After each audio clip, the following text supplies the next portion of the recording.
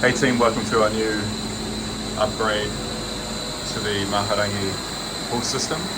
So for maintenance, what we're going to check is that our flow rate is in the range, so above 60, below 100. That will turn the unit on, that will allow the dosing to happen. General maintenance, we'll just check the pH balance and the chlorine actual level in the pool, as well with dip tests, calibrating both chlorine and pH. We also want to calibrate the temperature according to the heater. Not essential, but good as a reading to be able to see that. Making sure our bins are full, chlorine on the inside, which is going to move to the outside, and then our hydrochloric acid separated from the chlorine on the outside also. Just checking that the hair and lint pots are clean. And our flow rate is correct, so no need to ever change these. Refer back to this as a reference of placement. On our filtration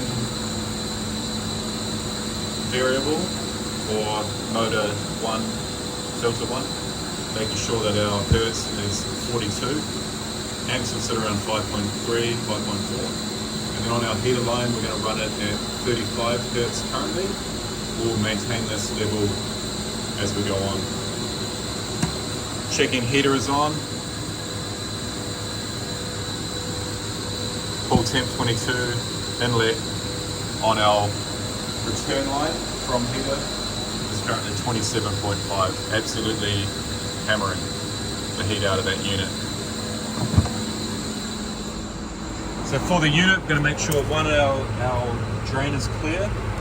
Got an overflow from the heater down here, repump that one accordingly. Making sure that our drain holes, plugs at each end are both free from debris. Simply just pop a hose down it, give it a bit of a blowout, that will clear the line. And it's going to be all excess water from the condensation from the heater into the drain and then drain away.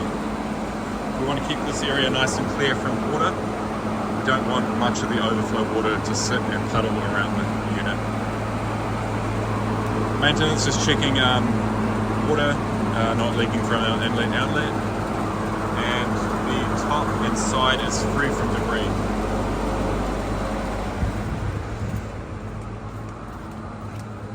General maintenance within the pool, so just make sure that our water balances are on point. Alkalinity above 115, that way it'll hold the pH stable. If pH stable, chlorine will stay stable. Obviously we're going to have a high bathing load, so once we get sort of 20 to 50 people in the pool, that will change the chlorine level output and pH accordingly. So again, making sure that we've got our acid bin and chlorine bin full. Make sure water level on the inside of the unit is always topped up to the level required on our auto filler. And we have almost 100% spillover of water into the gullies. We do have 2 points over here which aren't getting the spillover. We can address that later by simply grinding out the top of the level. Filters will be sitting in and around half a bar.